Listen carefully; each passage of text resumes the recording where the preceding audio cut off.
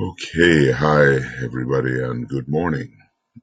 Well, good morning here from Finland, and in the United States, it's the wee hours, and even more so in South America. But we should be doing okay at this time in the Australia, New Zealand, and so forth.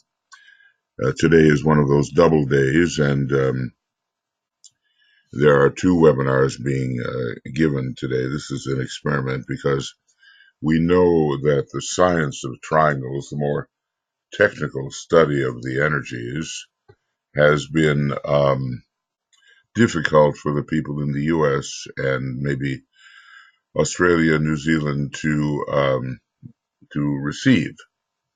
So we're going to do that at 6 o'clock p.m. and that will open the door to the Americas a little bit more, and hopefully we've been working on that amazing triangle of the Great Bear, Sirius, and the Pleiades. And DK looks at it from all different angles. Basically, in this science of triangles work, we are studying more the triangles which have to do with the planet, the solar system, and the local cosmos than we are studying the triangles within our etheric body. But we always do a little meditation at the end, which brings it right back to the interaction between the people that maybe you are participating with in the triangle's work. Well, this is the authorities tell me that this is our 100th program, so it's all been going for quite a while, and it's our 40th reading in the book Glamour, a World Problem. So that is a milestone, I guess you might say. And it'll be certainly a while before we are completed with this book. We'll, I think, easily pass the 200th program if all goes well, and who knows how much farther. We have approximately 6 years and a little more before 2025. Then we'll look at what kinds of revisions may be possible and what has happened in the world. So right now, we dealt last time with the glamour of materiality. It's one of the major glamours that assails the uh, human being at this time. And here's the list of them. Later in the book, and around page 120, he goes into the glamour of the rays, and he gets a bit more specific about the whole thing. But now we're having coming up the next four glamours of sentiment, devotion, of the pairs of opposites, and we won't reach it today, the glamours of the path, although they should be very interesting to us. Just like to, I always try to, if I can or remember, welcome you at first, and then if you join later, well, okay, then here you are, and we're glad that you're present.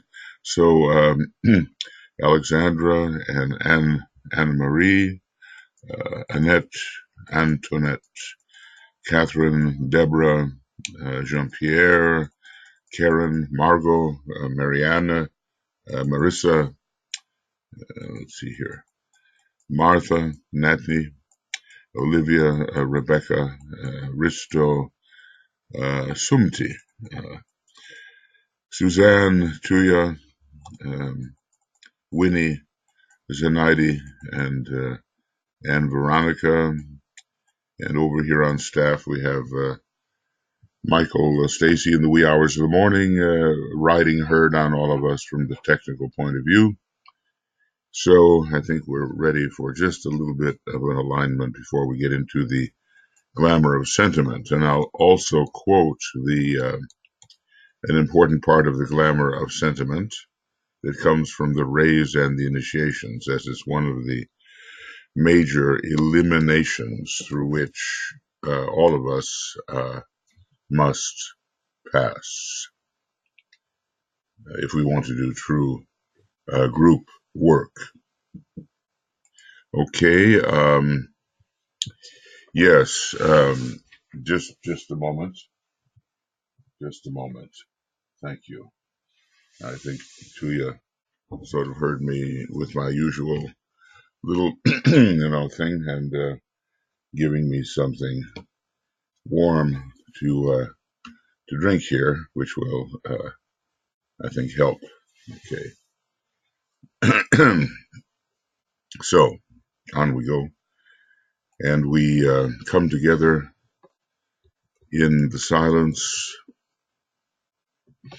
and on the threshold of the ashram, we visualize ourselves working in cooperation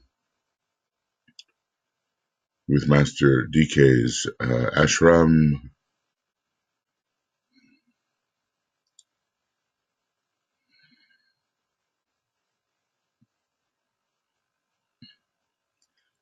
and a method has been given for us to challenge the fogs and miasmas, the confusions, of the astral plane, which keep so many human beings in prison, as it were. Maybe 80%, maybe 85%.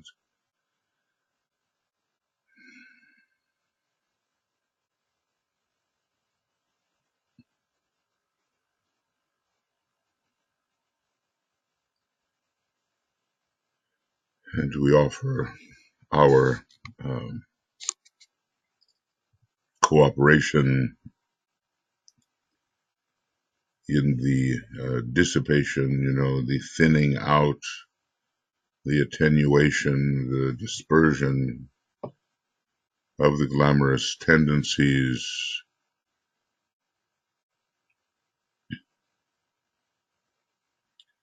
And we can do that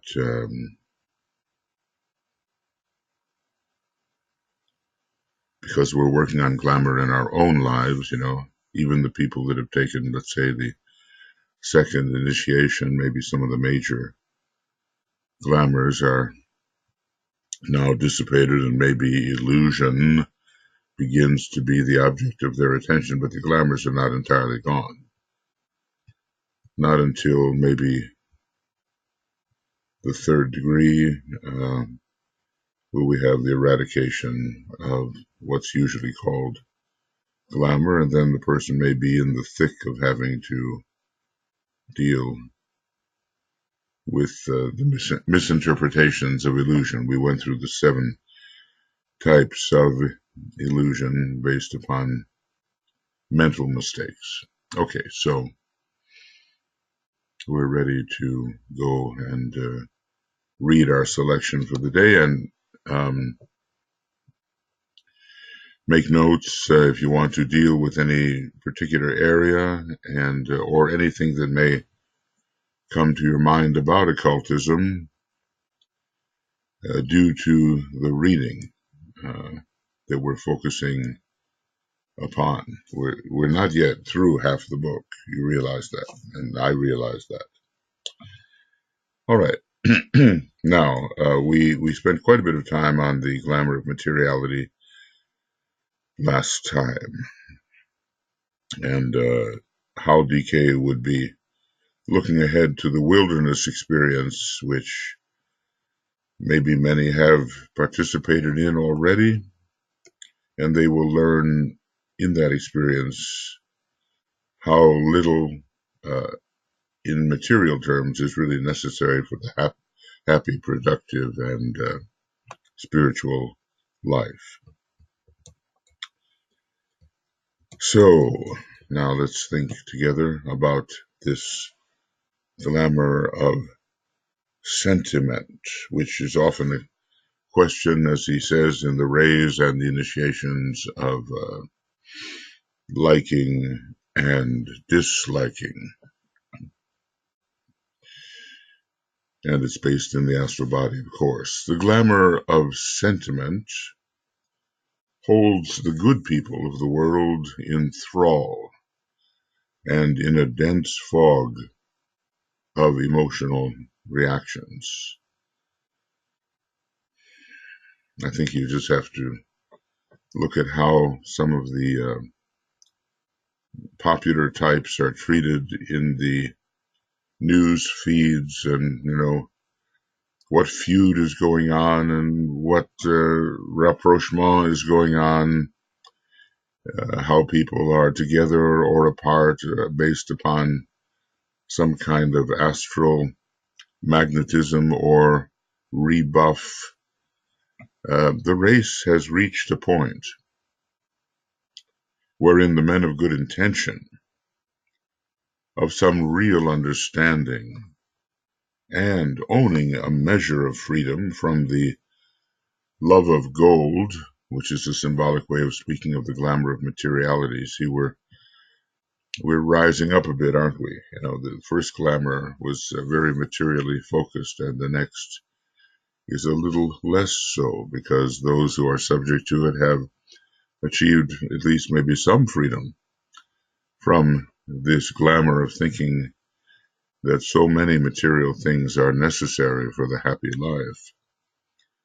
I'm reminded of Ramakrishna in India. Of course, he was a very high initiate, but he just basically had his bed, a little chest of drawers, utter simplicity, so that he could concentrate really on what needed to be done. But of course, when you look at it, there are responsibilities to wield the material resources of the world, and such great initiates as Master R, let us say, has been involved in that. So that utter simplicity is one way to go, and then there's the responsibility regarding the materiality of the world, and that's going to be coming in more and more in the Aquarian age.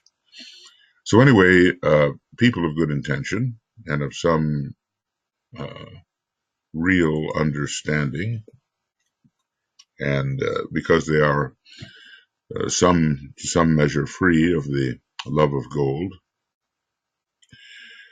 are turning their desire to their duty, their responsibilities, their effects upon others. That's an important one, right? Judging by how people react to us, and to their sentimental understanding of the nature of love. This is the important one right now in our consideration, and who's to say how much we really know about what love purely and truly is, rather than our own rather distorted sentimental appraisal of what love means. Now let's, think clearly here about love in our own lives. Love for many people, for the majority indeed, is not really love. That's a direct statement, isn't it? But a mixture of the desire to love and the desire to be loved. The love of being loved is a big second-ray glamour, and we have to remember that so many gathered around Master DK's work are either in their soul or monadically on the second ray. And high influences can be grabbed by the personality and expressed in a personal way, even though they emanated from high sources. So it's a mixture of the desire to love and the desire to be loved, plus a willingness to do anything to show and evoke this sentiment, this desire, and consequently to be more comfortable in one's own interior life. Well, here we have DK really analyzing step by step how so many people approach the factor of love, which really is so fundamental, of course, but a mistake is being made. And the glamour of the desire for popularity is related to this love of being loved, and it's part of what goes on in the second ray in general, and the astral plane is attuned, being the sixth and the second from below, it is attuned to the second ray, and the sixth ray suffers from this too. Maybe the hardline rays don't suffer from it quite so much. Maybe not the fifth ray and the first ray. And then he says something really interesting. The selfishness of the people who are desirous of being unselfish is great. So let's just pause on that just for a moment.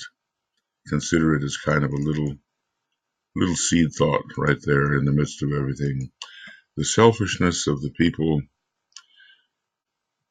who are desirous, they're longing to be unselfish, but really they are selfish. They're thinking of themselves and their astral reactions to other people. They're not seeing from the perspective of the soul. We talk all the time about seeing from the perspective of the soul. It's not an easy thing. First, to be influenced by the inflow soul energy in our normal personality life, and then going even further to focus within the higher mind itself and that perspective of the higher mind. And that's much more rare and consists of true meditation.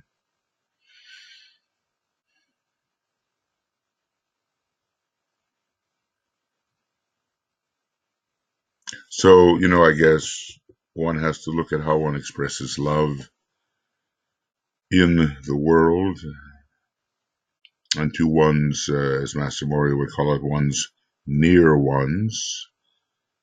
And of what does this love really consist? Do we, wish to evoke a favorable, comfortable, harmonious, non-challenging reaction from the others? Why do we love or say we love? How intense is our desire to love? And why does that desire exist?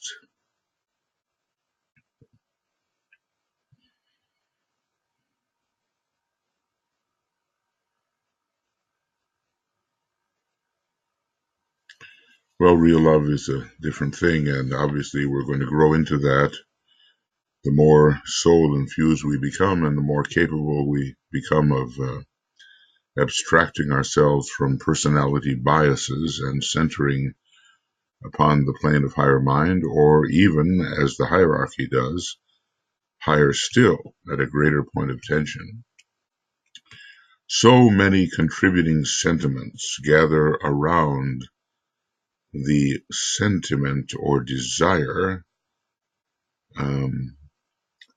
to show those amiable and pleasant characteristics which will evoke a corresponding reciprocation towards the would-be lover or server, who is still completely surrounded by the glamour of sentiment. The senses, the astrality all get into the act, and it's not true mentality, it's not true kama, it's some kind of mixture. It's related to kama manas, and it still has a big personal expectation in it. How will this other person that I love respond to me, and will it be pleasant or unpleasant? And I seek to evoke those pleasant reactions, which makes me feel more harmonious within myself. Whereas true love, sometimes they even may call it tough love, may evoke something that is not at all pleasant. And you may have to pass through something where the one you would love is antagonistic toward the true love that you show. And it's not an immediately harmonious situation. But in the long run, they are better off, and you have expressed love as it should be expressed. So it's not an easy subject, really, because it's surrounded by our glamorous notions about of love. So the motives are not correct.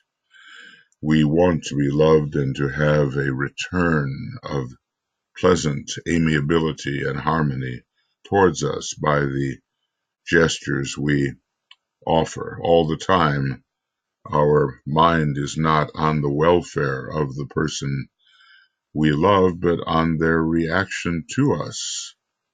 It's so common. And is it common in our lives? That is a question. I pause every once in a while just for a little reflection.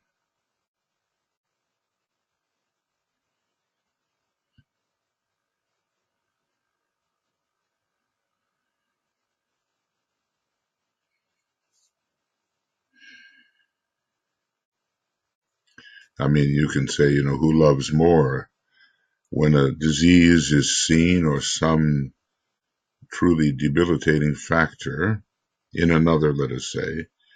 Is it the one who simply preserves harmonious feeling regardless of the progress of this debilitating factor, or is it one who calls the debilitating factor to the attention of the one who is possessed by it, so that some kind of correction or elimination can occur? Who is the greater lover in this case?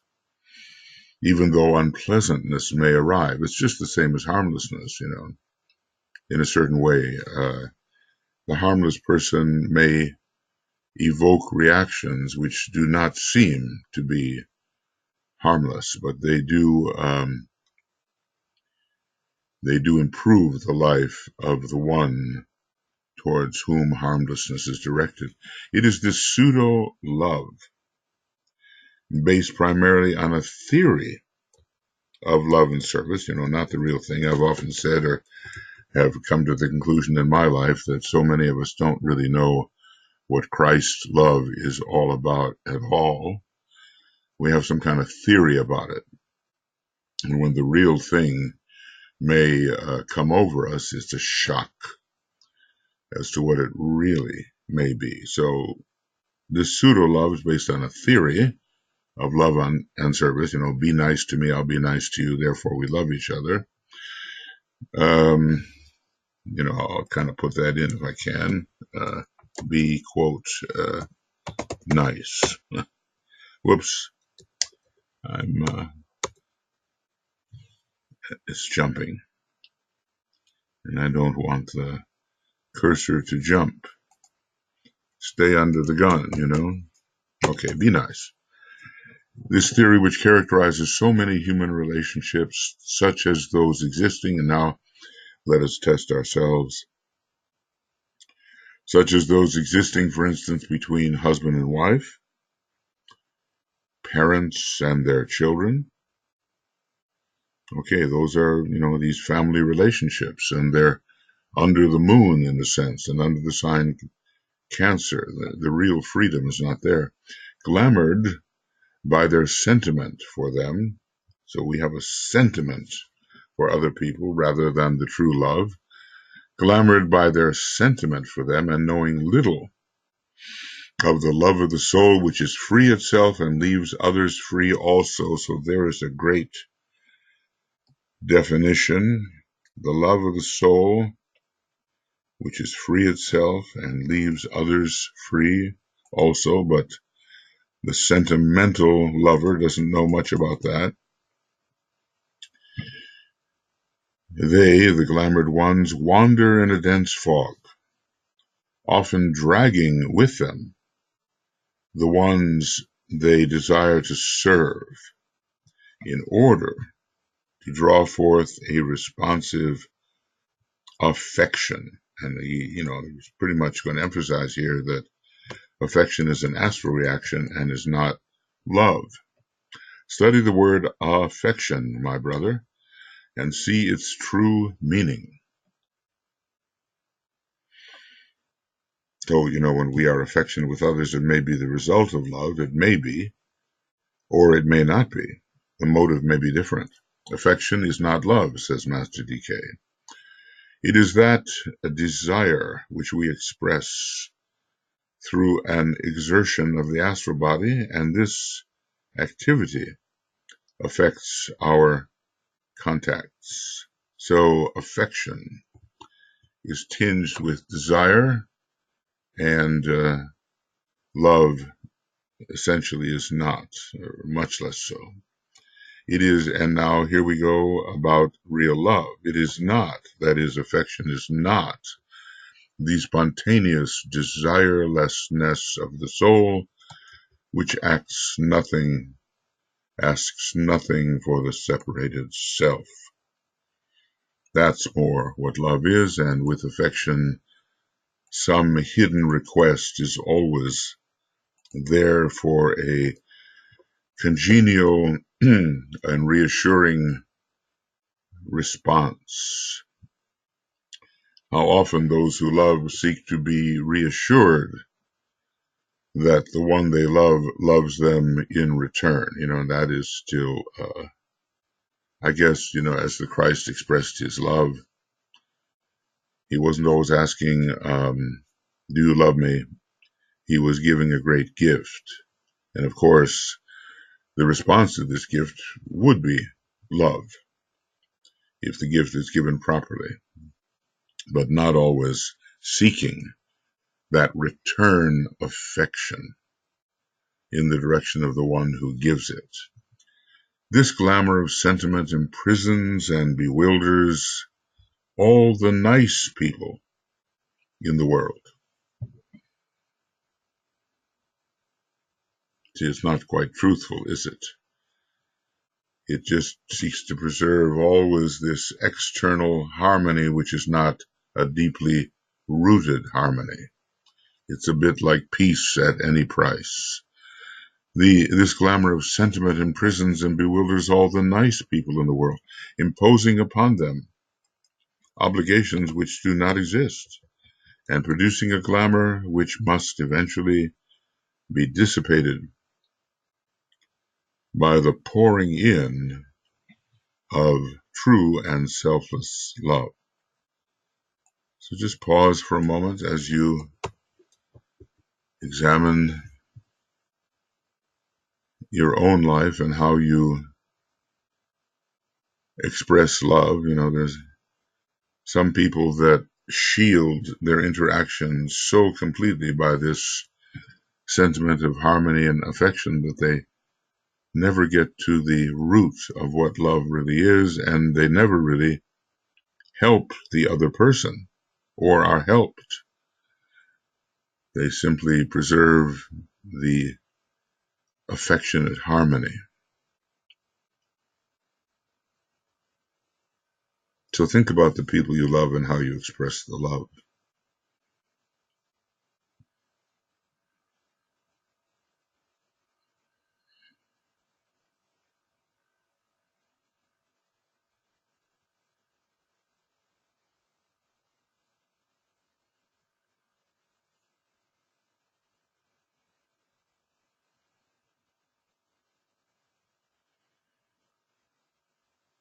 Think of the Christ. He offered to those to whom he spoke many direct first-ray statements coming from his first-ray mind, as we are told, in the destiny of the nations. And the things that he said may not always have been pleasant or agreeable to the people who heard them, but they came out of a profound love to see liberated the people that he was teaching.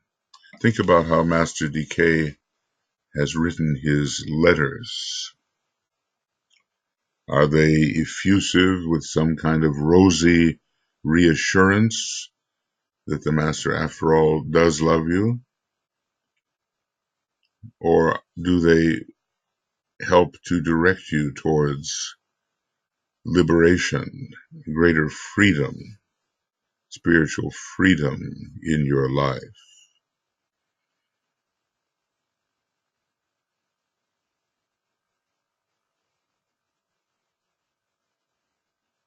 So I think the true lover, the one who really can express true and selfless love, has to be very alert to what the need of the other may be. And sometimes, it's not a pretty picture, and one will run the risk of having a reaction directed against him or her if the real need is addressed.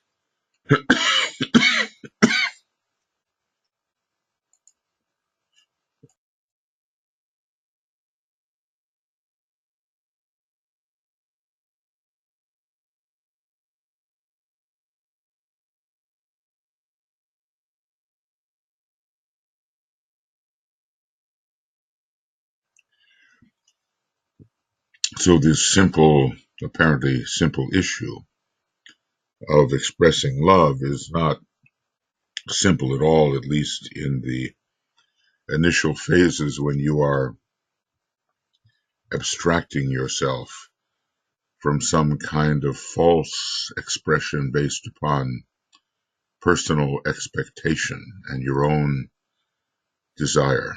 Later, I guess the simplicity will return. Now, what I'd like to do is read from there are 4 eliminations which must occur in Rule 11. They are advanced rules for the group. They are rules for disciples and initiates. And Rule 11 really prepares the way for the 4th initiation, even taken in a group sense. It's a very high rule, but the eliminations which are proposed are not easy. So one of the very first eliminations is this non-sentimental, or the cutting out of sentimental group relation and interaction. So let's look at that.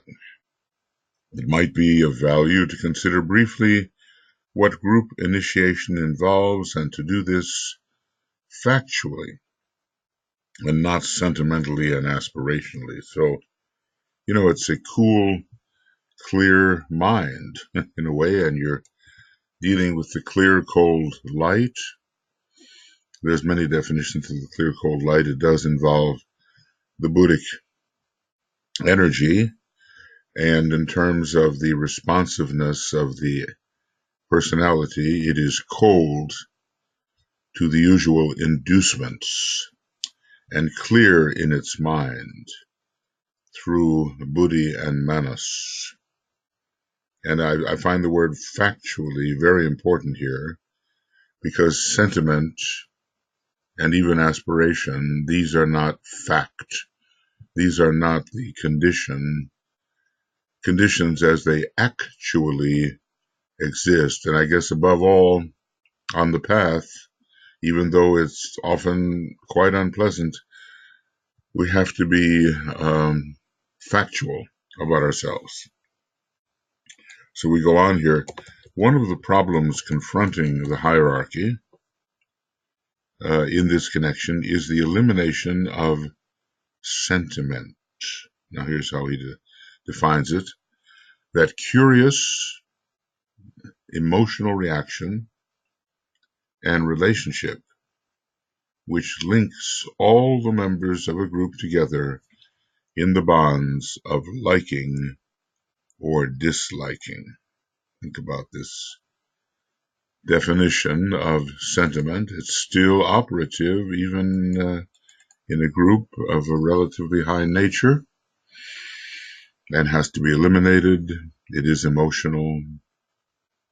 And think about how we are, in our groups. Do we like overmuch the personalities of those with whom we are linked, or is the factor of rebuff operative within our group process?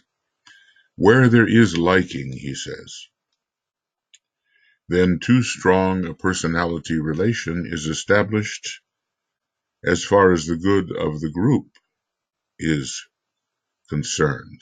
Really, the consciousness has to be on other things other than I like you, I dislike you.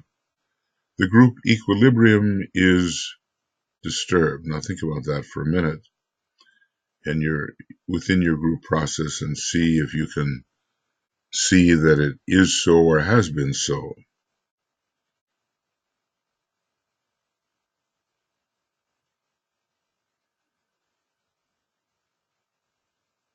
I mean, when you get together with your group brothers and sisters, is this factor of liking prominent, or is the consciousness focused otherwise?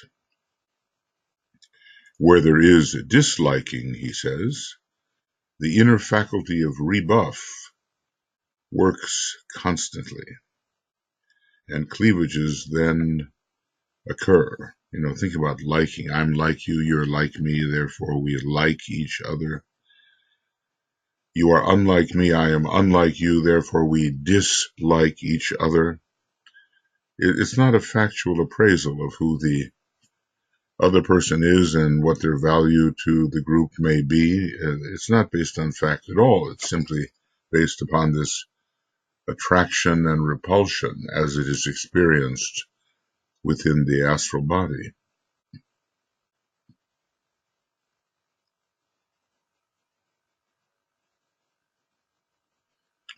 Is it not true, my brothers, that your relation to each other is frequently subjected to the impact of approval or of disapproval? Oh, yes, that person is doing things just the way I would do them. I approve, I like. Oh, that person is not doing things as I would do them.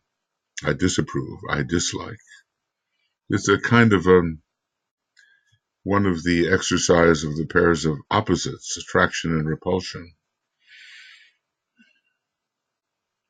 When that attitude exists, the first steps towards group fusion are absent.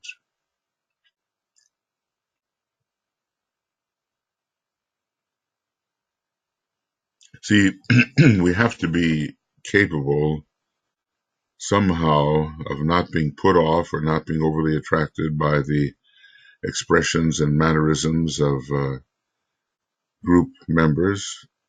We have to see them in a different way, like the real being who's behind the more obvious personality characteristics. And that requires a degree of spiritual discernment to discern the true spirituality, the true soul nature of the persons involved. So where that attitude exists, approval, disapproval, liking, disliking, the first step towards group fusion are absent. And this is what we mean by sentiment. And this emotional reaction must disappear as a preliminary stage. Let's try to hold that in mind, because we're all of us, and increasingly in the forthcoming Aquarian age, going to be interested in group work, of course. And there are certain prerequisites, eliminating the glamour of sentiment, cutting the personality ties between the group members, learning how to work as a miniature hierarchy without a false leveling effect or somehow, envy and jealousy and condescension and all those things. I'm higher, I'm lower, you're higher, you're lower, all that kind of stuff. As Mary Bailey used to describe it, one has to recognize what's called spheres of responsibility, and then the people are justly apportioned in terms of what is best for them to handle within the group process. And finally, occult silence. We have to eliminate the violations of occult silence before we're ready for real group work, and that means keeping our mental nature effectively organized so we speak appropriately and proportionally and think appropriately and proportionally in the presence of various types of individuals. So we're not, blabbing on about the ashram to people for whom it makes absolutely no difference and can have a negative effect for them. And we're not corrupting the thought of the ashram by all kinds of mundane and personal things. We can't really drag our personality into that higher point of tension we call the ashram. So DK says here, I am but touching with brevity upon these glamours, for each of you can elaborate them for yourselves, and in so doing will discover where you stand in the world of fog and glamour. There's some sections from the old commentary which are very good at painting this picture. And thus with knowledge, because you see, right, you can begin to free yourselves from the glamour of the world. So that's a little section on the glamour of sentiment and trying to understand whether it's love or not love. And I'm going to just note where we are, because I think it's better for us to concentrate on that little bit rather than to race ahead. We do have the glamour of devotion coming up, and it's an important one when dealing with the remnants of the sixth ray that many of us may have, and the unwise expression of the sixth ray. And here is 18 of, I see I did an incorrect thing there. And this brings us to, we started on the 18th, and we went to whatever page we went to here. Not too far into it, but far enough, just a page or two. But it's a deep matter, and since love is of the utmost importance, we want to know what it really is and not be fooled by some kind of sentimentalizing of it. And we'll start next week with this, I believe. And we'll be starting from page 77, and we'll be dealing with this glamour of devotion and maybe another one. These 5 glamours are fundamental within humanity, and later we may discover certain ray glamours that we have a problem with, and that will be indicated, and that our various groups may have a problem with. That's good, and that will be coming up in another 40 or 50 pages. We did review those at one point, and we'll review them again, because certainly we have not eliminated completely those tendencies that are expressed in the ray glamours. Okay, so this is going to be, I suppose, the 25th of, the 25th, and it'll be in the evening rather than the morning. Okay, friends, so that's the glamour of sentiment. And surely it's the energy of love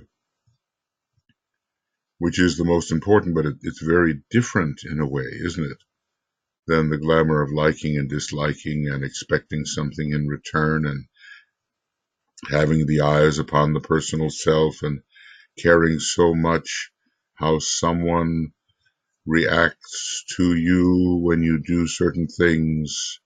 It's quite different, isn't it? A certain impersonality has to be expressed by the one who really loves, and the willingness to bear some unpleasant responses as love is expressed for the welfare of another. That doesn't mean we should go around, cultivating a critical spirit and say, oh, this is what you need and this is what you need. But he said, at one point, he said, you can be truthful with X, Y, or Z because you love enough. I paused at that one, that if you're going to express an analysis or you're going to call something to someone's attention, it cannot be done from the perspective of a critical spirit. It has to be done within a true context of love. So I don't think we're going to learn everything there is about love in one lifetime. The soul of Logos is just learning and is not yet a sacred Logos. This is an ongoing thing in our redevelopment within the universe, our particular universe. But we have to get started on the right track. Okay. So that's where we can stop on that. And I'll just say I open the floor, as it were, to your thoughts along these lines, or what may have been triggered in you by this reading. Sometimes it's not only what's on the page, but what is the association that comes to you as you're reading certain words from Master Decay. So I will look for your hands or for question marks or for anything of that nature if you wish to say anything, ask anything. I think it's a very deep subject, and it's so pivotal to all of us because we're on that threshold of the fifth kingdom of nature. All of us are. And that's the kingdom of souls, and that is the kingdom characterized not just by intelligence, but by the adding of this new factor of real love. And to clarify what that is in our lives, well, okay, that is not an easy clarification because we're just used to certain things. There we go.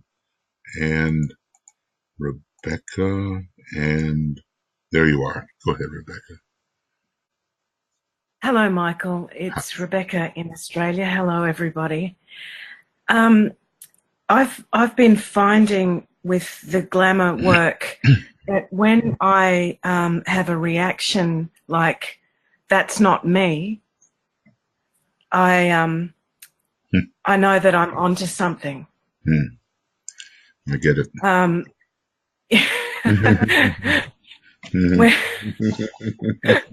So the first reaction is that couldn't be me. I'm a loving person. I'm a spiritual person. I couldn't possibly be loving from the solar plexus. I couldn't be have conditions and requirements, and so through the hard work of facing our own glamours, I've learnt some really important lessons. That is a signpost, and the alarm bells should go off when I deny. Important point. A very intense emotional reaction to something that is proposed is the indication that there may be something there that needs examining, even though, as you say, couldn't possibly be. But the more you get into it, the factors of projection are seen at work, and how we fool ourselves in our beglamored astral nature. Even if the glamours are not the most severe ones, we can fool ourselves unless we're really, really willing to take that fifth ray factual look at things. And, in this work, when we use the technique of light and the Asna Center and so forth, the fifth ray really is involved. Whether or not it's part of our system, we can use whatever ray. And it is a factual appraisal of what's really going on in a disinterested manner. Sagioli has told us, well, when you look at yourself, try to adopt the scientific attitude and not to care what you see, just as if you were an investigating scientist, not to have a bias. Oh, I want to see this, I don't want to see that. No, just what do you see? And that is the disinterested fifth ray scientific mode, and it gets to truth a lot faster, even though the astral body may respond in a way, well, oh, how did that happen? Yeah, anything? Yeah. Well, thank you, Rebecca. Anything else there? Just that the other thing that came up listening to the discourse and the reading today is how I've got a very strong relationship with Shakespeare, and he encapsulates a non-sentimental love in all of his sonnets and all of the plays that I've read. And I understand that he was actually a Rosicrucian, but to look to Shakespeare for what is true love and what is false love, it's led me to that. I'll be revisiting some of my favorite pieces of Shakespeare. When one brings in a very strong interest into an incarnation, it kind of is one of the methods of tracing one's history. The certain types of music that are beloved, and certain poems and plays and other products of history can sometimes indicate who we've been associated with and where we have been. Whatever Shakespeare was, there's so much mystery around this character, really, and so many theories are proposed about was he the real writer or was he the actor, whatever. It's the Shakespeare phenomenon. It's a huge knowledge of human nature, and yes, huge from all different levels, from the very highest, and then when he's expressing it, he's expressing what humanity may think, and not only his own point of view. It seems that he's able to put himself into those who know practically nothing of human nature and those who know a great deal. Somehow he has the universality. So it's a great study. Absolutely. My son-in-law is another one. Justin is a Shakespearean actor, and he loves it, and he's just totally in it, somehow intimately, and I've learned a lot by watching his responses to the Shakespearean product. Well, more will emerge about the origin of that great outpouring, but along the fourth ray it came, which is the great ray of humanity, and the ray which embraces the heights and the depths of what human nature is. So it's wonderful to be so attracted to it and to learn from it. Thank you, Michael. Thank you, Rebecca. Okay, let's... Okay, we have Suzanne, a comment from Suzanne, then Tuija has her hand up, and then a comment from Alexandra. Great, thank you, Michael. And so I see the question mark right there. Isn't there a little esoteric book called The Impersonal Life? I don't know. Someone would have to answer that. It sounds like a good title for a little esoteric book. Does anybody know about this? The Impersonal Life. Of course, that is a big issue. What is the transpersonal life? What is the impersonal life? What kind of impersonality do you express? Is it some kind of rejecting of sensitivity to the personhood of another? That wouldn't be the right way. Or is it identification with an entirely higher level of our energy system and adopting that particular perspective. For myself, when I think of the word transpersonal and impersonal and I compare them, I tend to look at transpersonal as that which relates to the higher three levels of the mental plane, especially level 2 and level 3. In other words, it's beyond the personal. When I think about impersonal, at least I do, I tend to think of the large planetary perspective that may be had within the spiritual triad. And in other words, it's really, the personhood is really out of it. And even the higher transpersonal nature is not the factor to really consider. The factor is the perspective of love, intelligence, and will of the planetary logos itself, or of some expression of the planetary logos. That's what impersonality means to me. But everybody has to make their own determination. Anybody come up with that title? It would be interesting to find it. If we do, Suzanne, then we will let you know, okay? So thank you for that question. And let's see now, I'm going to go ahead with Tuija here. And you're set there. You're good, Tuija. Go ahead. Yes. Hello, good morning to everybody, and thank you, everyone. I was just, while you were talking, I was thinking many things, and while you were reading, this is the subject, of course, because we are trying to learn in whole solar system what the real love is, what is the love in God, or God's love. And a few things came to my mind that may we fulfill our part in self-forgetfulness, harmlessness, and right speech. I think into the speech, how we speak to each other, there are stored many of these future problems and crises. And I have many times thought about why DK put this way, harmlessness and right speech, why it is right action or being in silence or whatever, but it is right speech. And of course we are the third kingdom. Oh, no, I mean we are the third center, humanity. So everything what is related to the how we speak and how we use the word is crucial.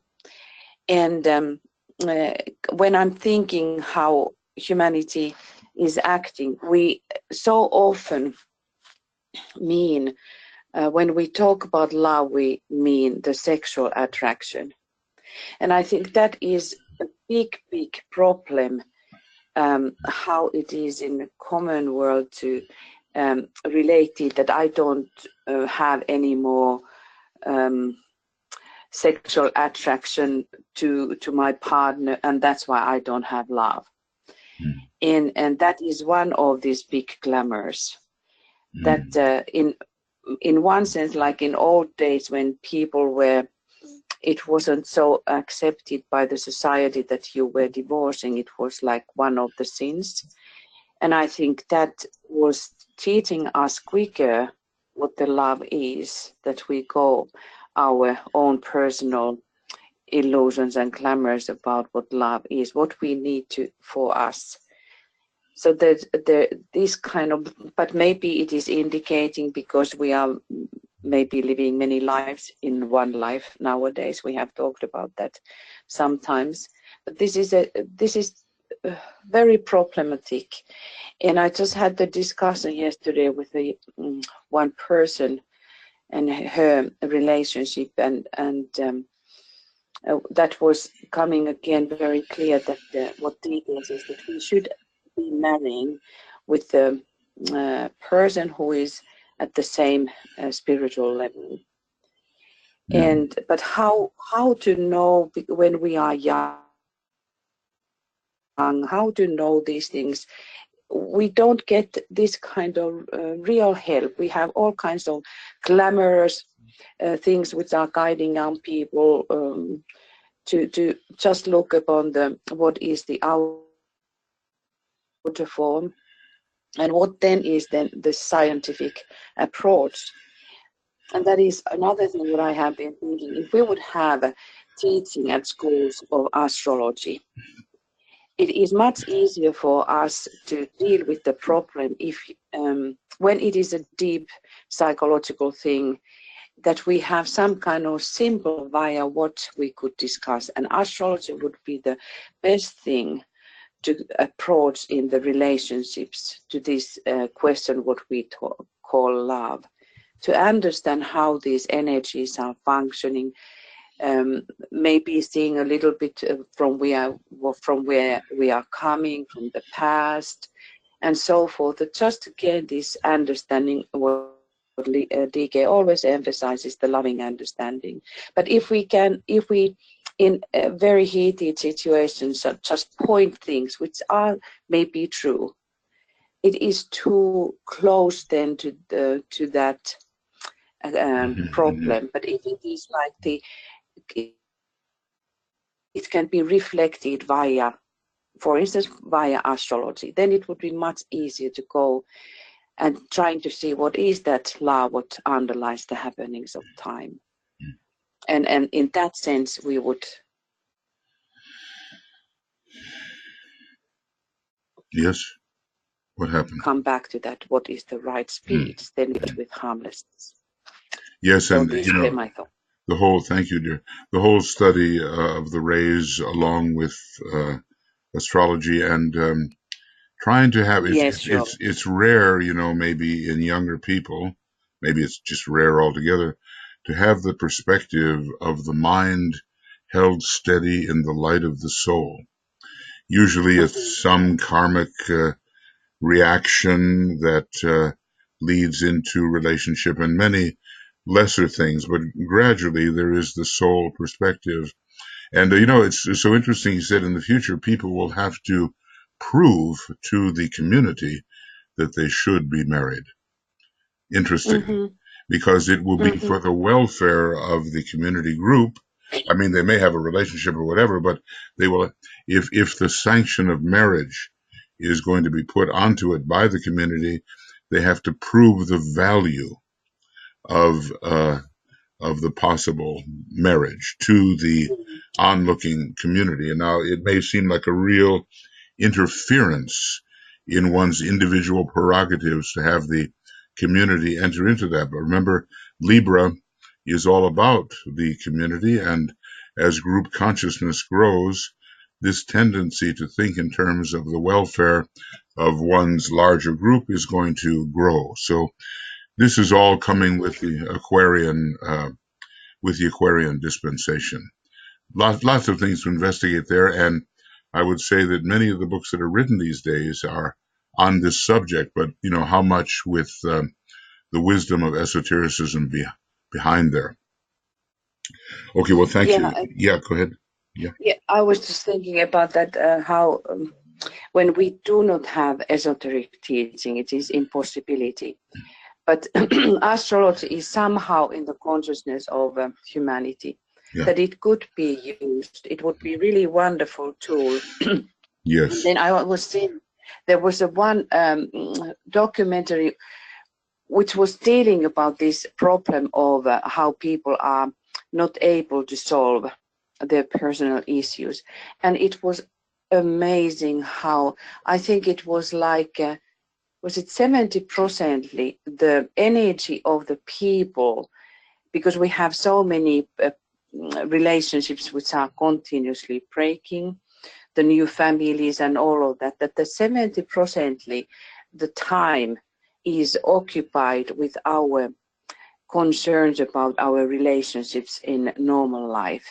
So how the effect of the people, how they can be the best of themselves to give their own role in the society is 70% reduced because of that continuous inner turmoil. Preoccupation. Let's just say that as Libra grows in the planetary horoscope,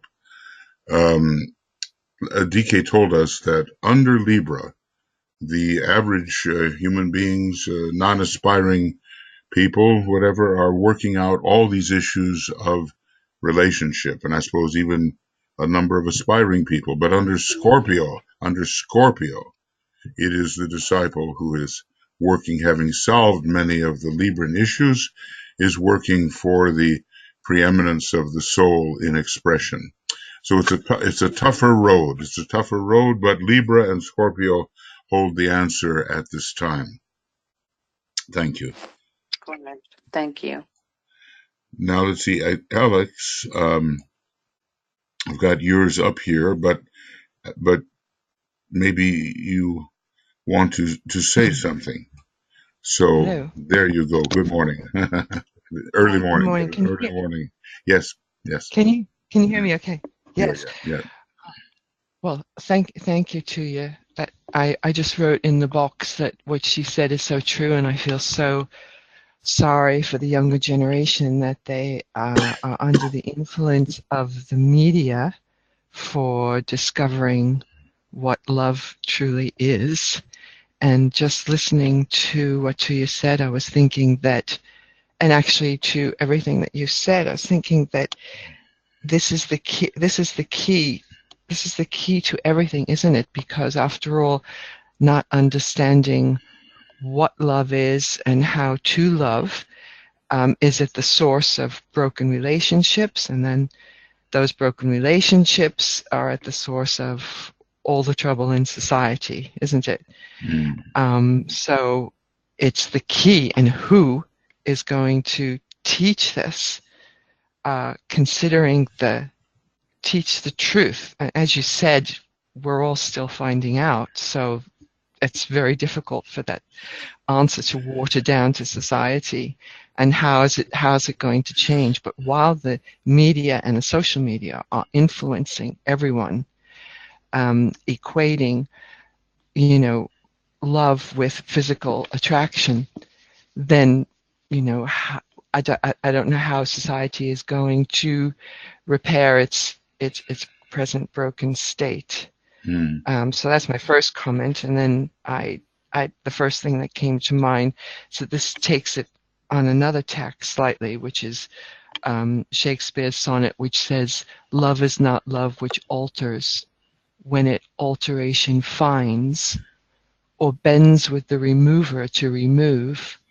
Oh no, it is an ever fixed mark that looks on tempests and is never shaken."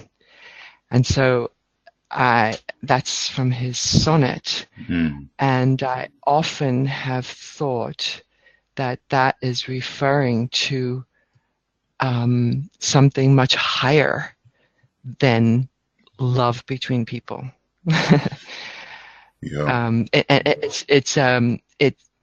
I see it as a relation to truth, love relating to truth and being steadfast. And I ask for your comment on that. Well, I get an astrological example that love is not the moon; it is the sun.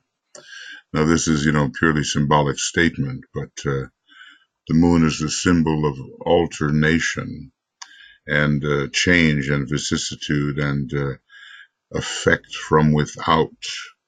And symbolically, the sun, even though it has these pulsations, it is the symbol of a steady shining forth, which is not subject to.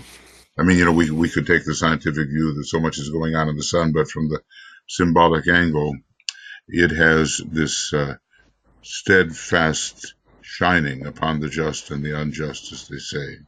So I just compare these two, and so much of our love these days, as you say, prompted by physical attraction and outer things, is lunar, in the sense of fixed in the personality. And the sun is more the symbol of true soul love. It has a steadiness to it, and regardless of what changes there may be, I'm looking sometimes at the love that exists between couples that may have been together 50 years or whatever, and their whole outer form has changed, and the whole question of physical attractiveness is not part of it, and they've lived through all of the personality vicissitudes, and what is it then that they love? You know, they've found the inner person. They've found an inner steadiness in their relationship. And that's pretty hard to tell to a young person who is carried away by outer attraction. One learns slowly these things, but eventually the great solar orb, the symbol of the second ray for us, takes over, and there's a steady gift of love, and one is not expecting anything for the personal self in the giving of the love. So it's beautiful, these sonnets, and it's nice that they've come up with Rebecca and your own example here. This is one of the most famous, actually. And as I say, my son-in-law read this one when he was doing Shakespearean sonnets at the conference. I just feel like I've got a transposed Shakespearean actor coming in from 400 or 500 years ago to share with us how it was at the time. He is absolutely amazing. Mm. He is absolutely amazing. He really lives it, doesn't he? Yeah. But it also came to mind, that's why what you just said, that's why Juliet says to Romeo, swear not by the moon, right, the inconstant moon that monthly changes in its circled orb, else that thy love prove likewise variable. Ooh, I always think of that when I see the moon. When I hear that. I know.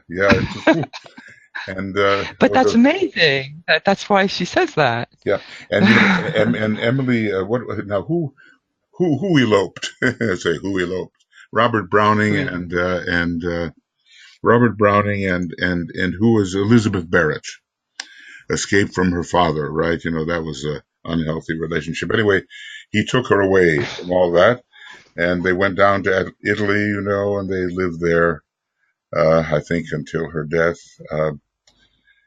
She was a little older than he was, and he's considered now by many certainly to be an initiate, and even the master Robert Browning. Okay, but she said to him, don't base your love on that which changes. Don't love me for this. Don't love me for this attribute that I have or that attribute. Love me, and not for what I possess. And I thought that was very similar to what Juliet had been saying. I can't find that. Maybe you could find it, but it's in one of her poems.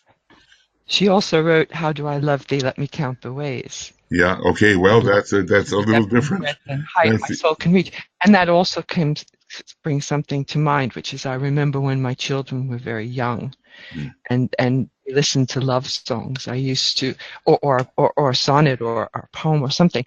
I often turned it and explained that was actually towards God. Okay. That love being expressed was actually towards God.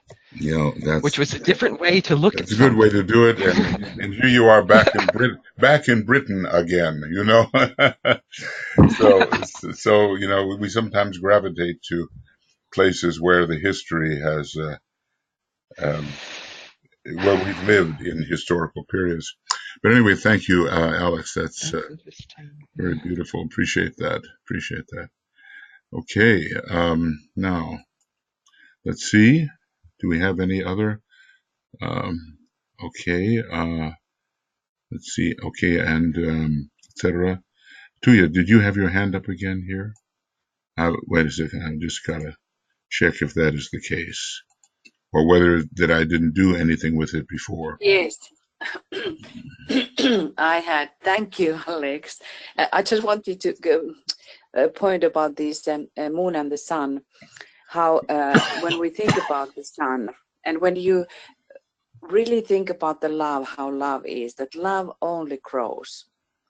There's something about love, the deep inner, can we call that soul love, which is in the heart of God, or however we express it.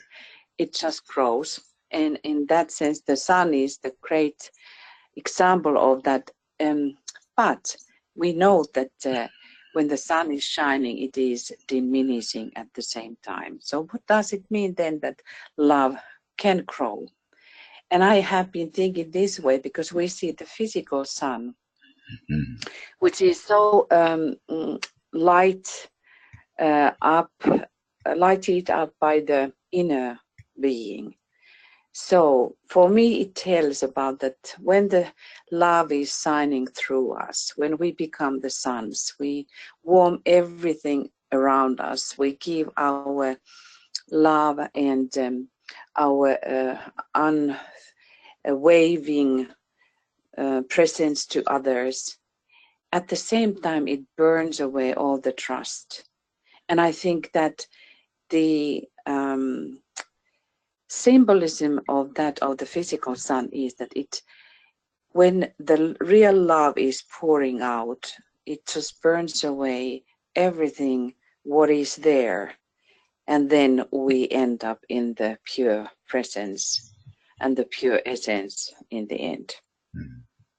I think it's a big hint about how to pass through the dangers and the rigors of the burning ground. We all are facing the burning ground experience, and at the end of it, on the path of initiation, true love should have grown. But I think that probably love is one of the most surprising things that you can encounter when it's of its real nature. I mean, desire, attraction, being pleased, being affectionate, all that exchange of pleasantries. Okay, those are things we're used to. But if true love, in the more divine sense, overtakes you, it's a shock, I think.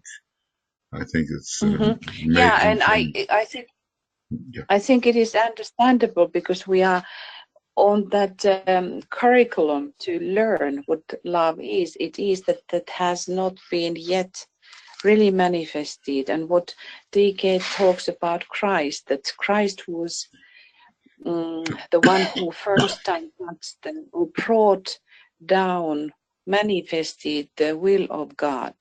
But the tool for that is the love. And because we are still learning the tool, the equipment for that the will can be ever expressed, we need intelligence for that too, but we need really the love that it can be brought down. So in that sense, whenever it touches us, and I think it is very often those things which takes us as surprise, like Christ's presence, it just takes us as surprise, and it's like that the whole system freezes because there is not yet things what can express it. It is just beyond the mind. It's beyond how we are here, and that's why it is so very surprising, but in that amazing and thrilling way, isn't it? You know then that you want to go towards it. Yeah, it's just so different from what one is normally considered. I think the more we come en rapport with the solar angel, the more the planetary logos comes en rapport with its sort of archetype, prototype Venus, the more the nature of the real love will begin to dawn upon us. It's not bad to go through the preliminary stages. I mean, for people that are caught in this frictional Martian hate response, even the preliminary stages, which are a little bit glamorous, are okay, but eventually it has to give way to a great divine principle, which can only really take place finally when we are free of the influence of the personal consciousness. So we have to find a point of tension within the soul and even within the triad and onward to experience what divine love is all about. I mean, there's love, there's spiritual love, there's divine love. These are all progressive. These are all words, but we are being Exactly. led in that direction, and it's always going to be takes your breath away, when you begin to realize, if you look at, we're told to try to cultivate within ourselves the mind as it is in Christ, the mind as it is in Christ, which is the Venus loving mind.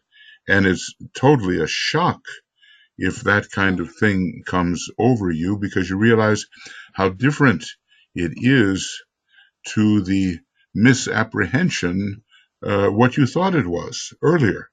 And I think there'll be many surprises along the way, in terms of divine Yeah, aspects and discovery. Same thing with the will. It will be a shock, I think. and this that it really unweapons us when the divine love touches us. It's unweapons us, Or and there is nothing that one disarms us. disarms. Yeah. Right, sorry. And it is nothing about that one wants to be better of the other or whatever. When we think about the personal way, in personality, there is the tendency to be the biggest, the greatest, the whatever on the top. And when the love touches us, it disarms us, and it makes us this tiny reality, what we really are. Well, okay, let's see if our meditation today will take us into that a little bit. We have, and Michael? Veronica, yeah. I'm sorry, Michael. She found it on the internet, Impersonal Life by Joseph Venner, 1914 PDF. Okay. The Impersonal Life, Joseph Venner. Venner, with a V as in vixen, as in victory? B as in boy. B as in boy, okay. Okay. Good. 1914 PDF. It can be taken from the internet. Very good. There it is. I see it. Okay. Thanks, Anne. I appreciate that. And yeah. And let's see. I think, thank you, Anne Veronica. And here's a little bit more by Alex. By the way, things are in a very difficult situation here, re-Brexit, so we'll send you an update later. Yes, please do, and don't want to ruin the lovely talk with Brexit. Well, there are moments of crisis. I'm sure the Battle of Britain was not pleasant, but it had to be gone through. We can maybe hold on for a little bit after this discussion. And try to remember that, and you can let us know how it's going. Okay. All right, friends. So that's that, and there are some amazingly childish things happening on the political stage at the moment, and people don't act like mature adults, let alone spiritual. So I think once again, let us meditate on the glamour of that limitation of perception that we call the glamour of personality. Because, it's very hard to lift the consciousness of people out of the first part of the unfoldment of the fifth petal of the egoic lotus. If all goes well, by the time the fifth petal is completely unfolded, you will be an initiate of the first degree. And in the later part of the unfoldment of that petal, you will be walking on the path of aspiration. You'll be an aspirant. And in another point earlier in that petal, you'll be suffering a great disillusionment and fall as the limitations of the personality are made clear to you. But in the first part of that petal comes the limitation of egoism and egotism, the latter being the result of the philosophy expressed as egoism, meaning that you are what you appear to be. Now, every true disciple knows that appearance is one thing, and behind it is the reality, and we are then not taken in by phenomenal appearance, and we cease to desire those things which seem to be, and we desire and aspire towards those things which are. Now, some of our leaders are in this early fifth pedal work. They are distinguished, they stand out above the mass, but they're very egocentric.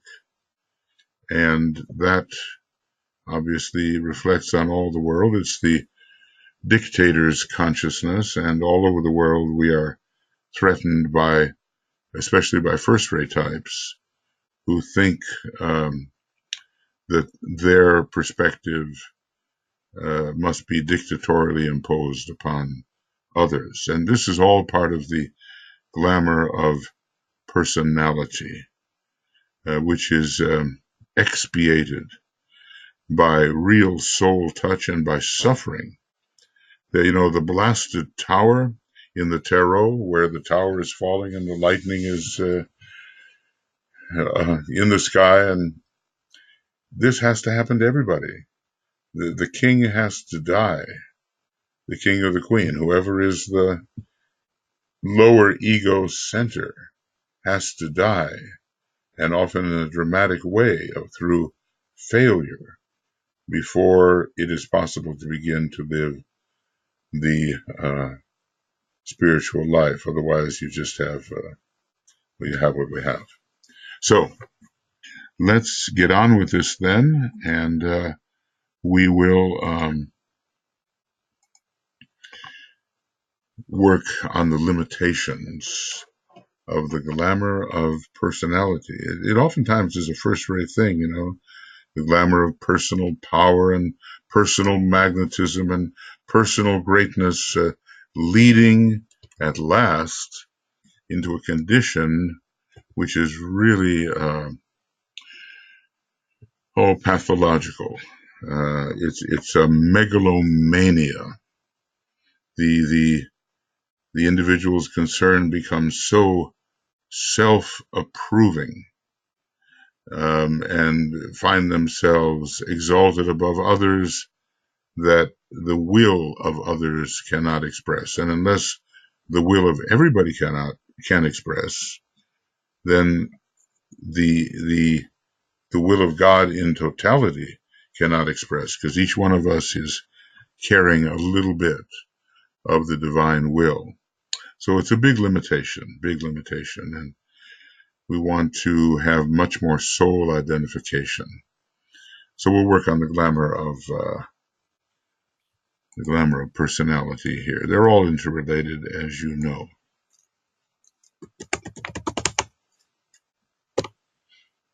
So we'll just be quiet for a little bit. I'm going to have a few moments of silence as we gather together.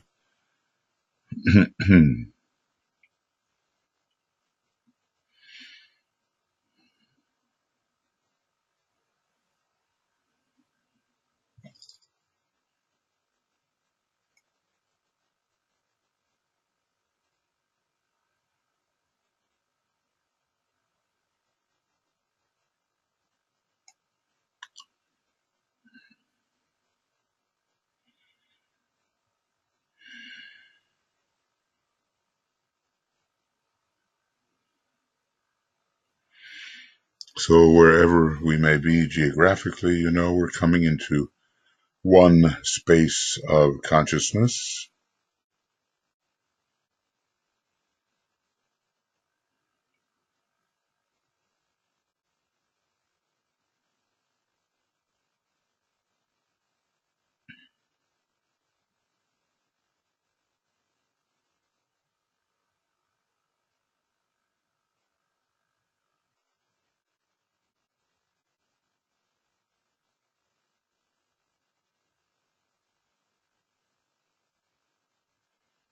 And you can feel the energy gathering as we make ourselves available as a helping group, a serving group working under direction and using methods that are approved by hierarchy for the dissipation of glamour. Then we protect ourselves, as we must, in this often dangerous work, using that cross of divinity, the long arm and the two eyes. It's different from the cross as it's used with the shoulders, often in the Catholic Church. This has a different meaning related to consciousness.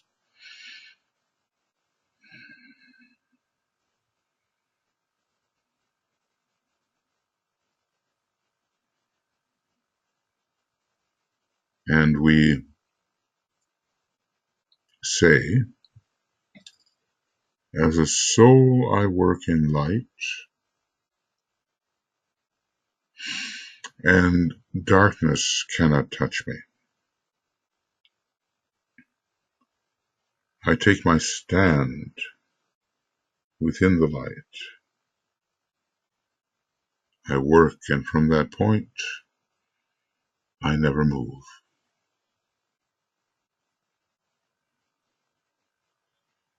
And as you're tracing the cross, see it as a lighted, radiant cross.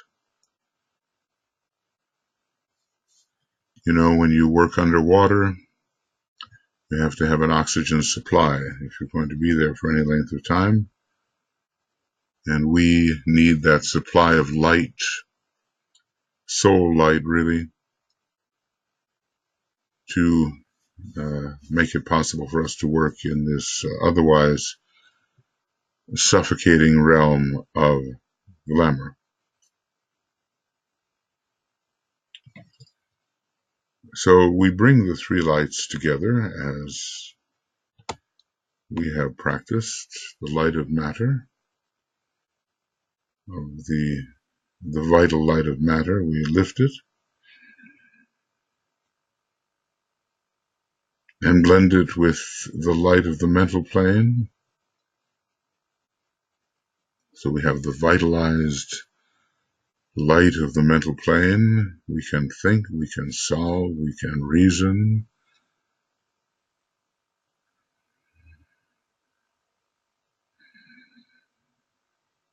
And then the light of the soul.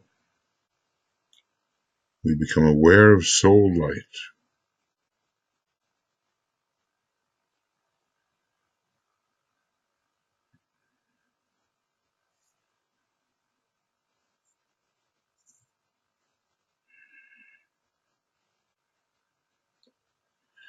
We imaginatively bring it down and into relationship with the two other lights.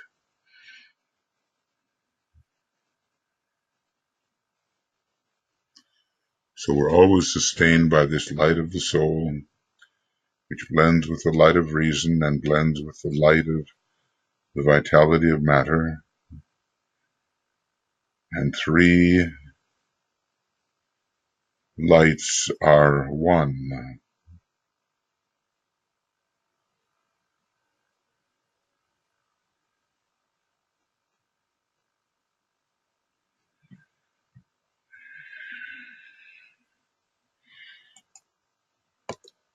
And then with the triple lights seen as one, we say together, the light is one, and in that light shall we see light.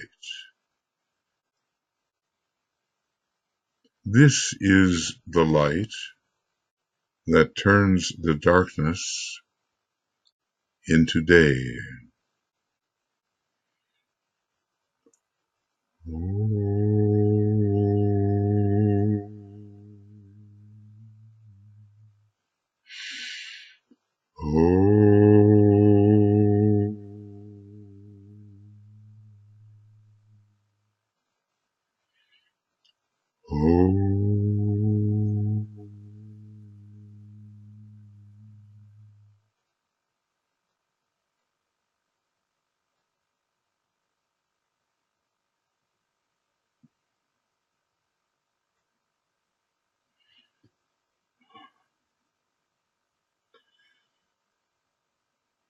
So from this light, our searchlight will appear both as an instrument of perception and of dissipation and destruction.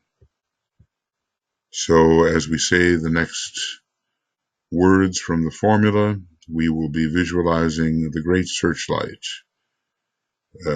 casting its beam out onto the astral plane, a subjective realm.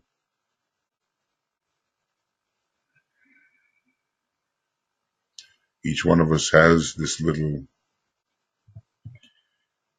searchlight, and the combination of all in the group provide the group beam, a real creation, a real instrument.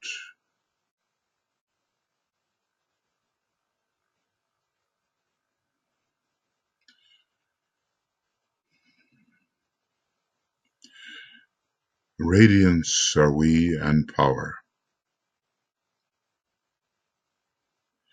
We stand forever with our hands stretched out, linking the heavens and the earth, the inner world of meaning and the subtle world of glamour.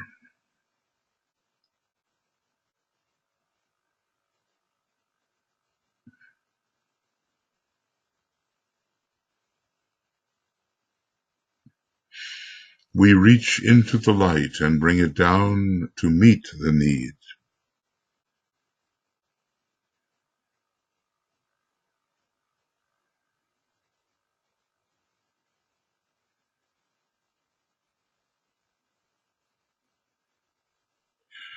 We reach into the silent place and bring from thence the gift of understanding.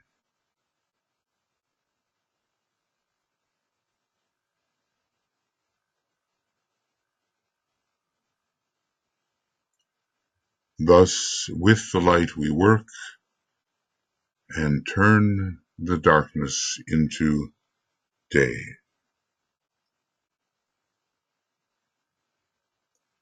So our beam is a real instrument.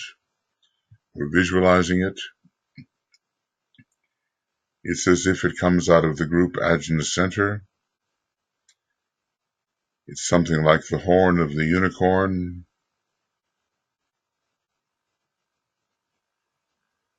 It alerts us to where glamour can be found, and it helps us dissipate and destroy the glamour. So let's just for a moment concentrate upon the presence of that beam as it exists amidst all the fogs and clouds and miasmas.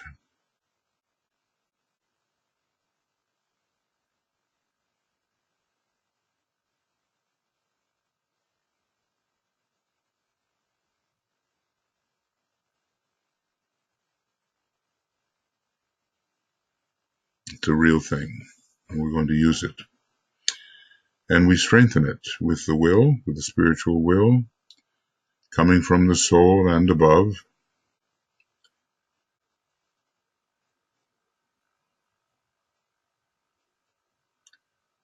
And we say, with power upon its beam, the light is focused on the goal.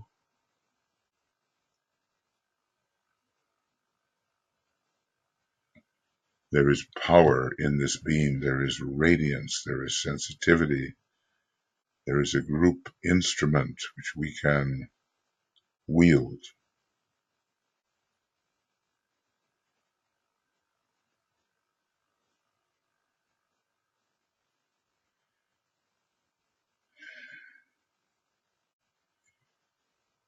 And we think for a moment about the personalities involved in the political field and in other fields of human expression and how people are caught in their personality nature. And what is the result then for the individual and in the environment of being caught in this way, in this lower energy field? It captures consciousness. What is the loss to humanity when consciousness is captured by the personal field? Think about that for a moment.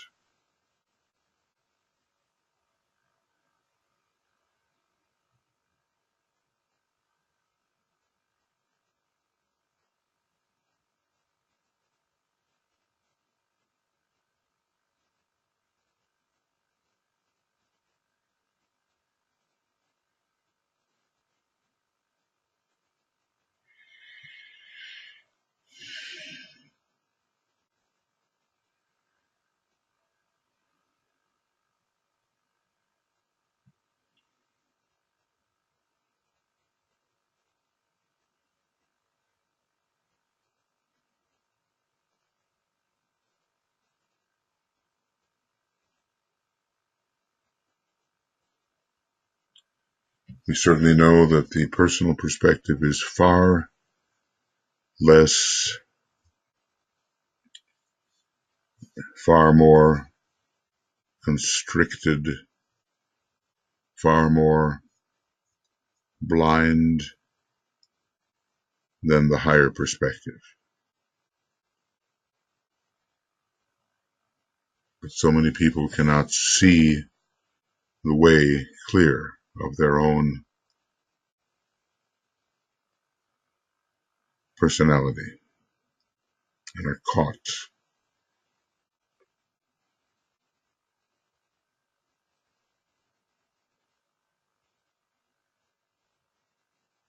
So with our beam of light, we work, and let's look at this word of power, threefold word of power, and then we'll enter the silence, each working in his own way.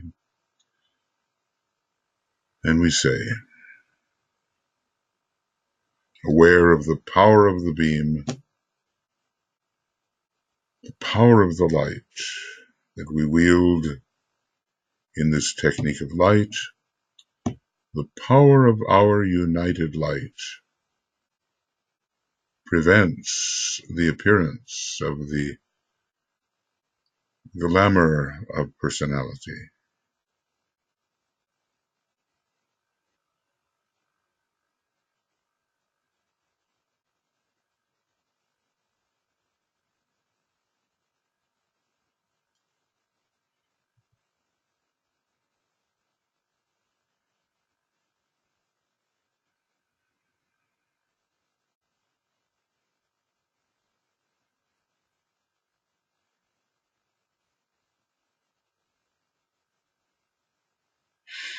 The power of our united light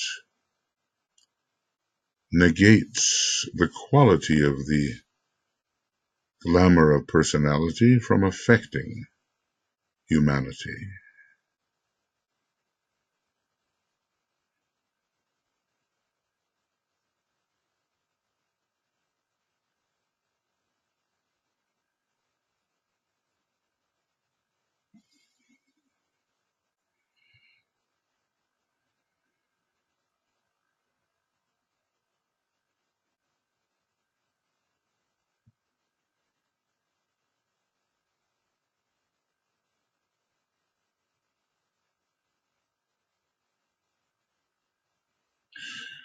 The power of our united light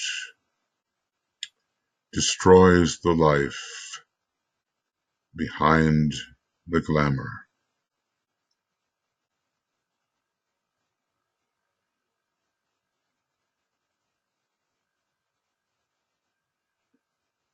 And for 5 minutes, we will work with intensity of purpose. We'll work with the formula. We'll penetrate into the glamour with the beam, and we will produce the weakening of this glamour and work towards its dissipation. So 5 minutes of silence and intensity of purpose.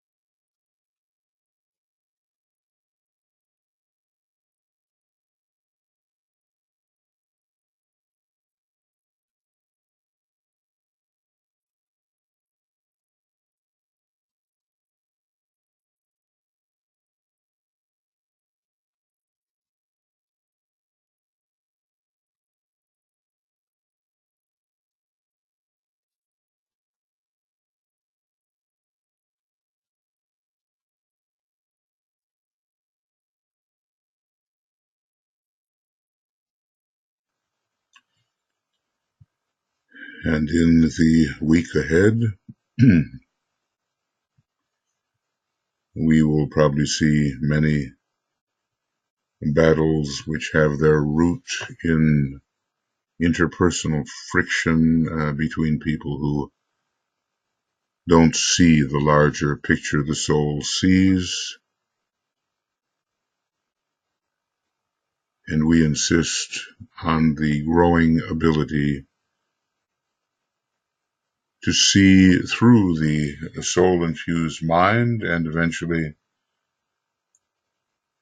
find our way onto the soul plane where we can understand in a deeper sense what is happening and not get caught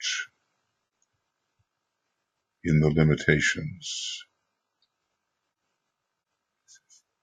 of this glamour of personality. For so many people, it really should have been outlived by now.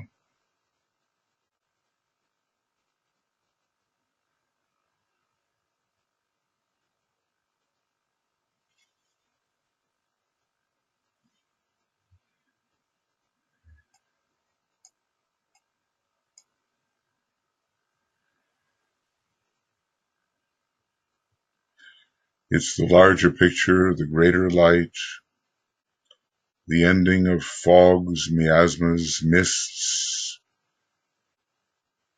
veils, all that prevents sight of something more real. And so the sun of truth will shine upon the astral plane.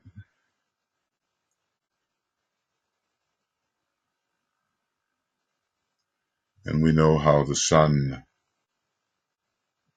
dissipates the fogs in the early morning. We've probably seen it happening. It burns the fog away. We've seen it. And then there's clarity. So we sound the Om 3 times, realizing that we have done a little something as a group with our beam, detecting, weakening, dissipating these factors which prevent the vision of that which is true.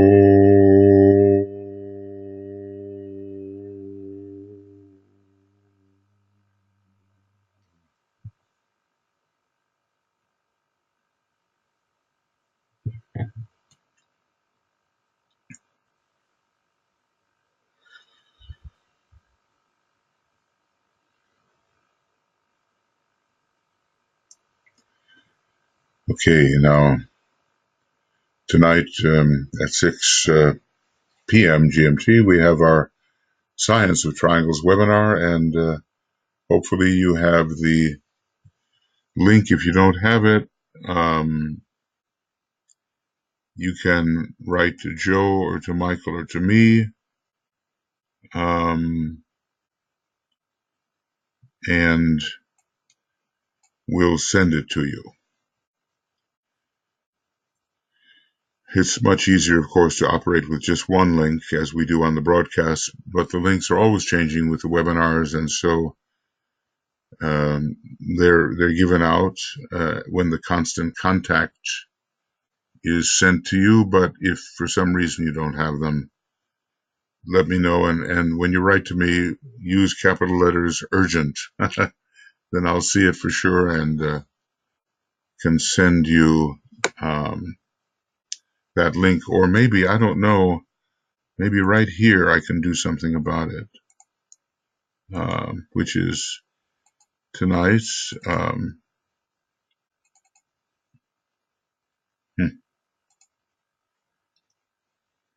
Maybe it's coming up right now.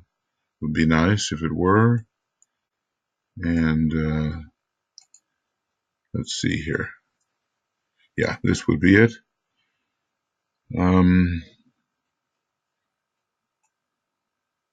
Right here. So I'll put this in the chat box, and you can copy it if you don't have the link for tonight and you want to attend. And there it is. That will get you there, and we'll deal more with the details of what lies behind the science of triangles. Tuija and I will continue with the Ask programs, and tomorrow we'll focus on the soul of nations, the destiny of nations, and on Sunday, attracting resources, financial resources, for the reappearance of the Christ and the externalization of the hierarchy. We want to thank you, Tuija, Olivia, and myself for attending this presentation, this meditation, and we will continue to work together. And meanwhile, Alex, if you would be so kind as to remain with us, and Tuija will use this opportunity just to check in on a few things that have to do with our sort of ongoing attention to the state of government in the United Kingdom, because it's one of the three great population centers which has the destiny of humanity in its hands, along with the United States and Russia. So what's transpiring there, probably some of you have attended our most recent vigil, and it's not going to be the last one, I suspect, because we have to try to esoterically see this thing through and provide the esoteric support that is needed to make sure that the best unitive solution emerges for the United Kingdom, and it will affect humanity, of course. So thank you, everybody, and farewell. And if Alex, you would remain, and if Michael, you would help me. We just need everybody to leave except Alex and Tuija. Right. And stop your recording. Yeah, exactly. Thank you very much.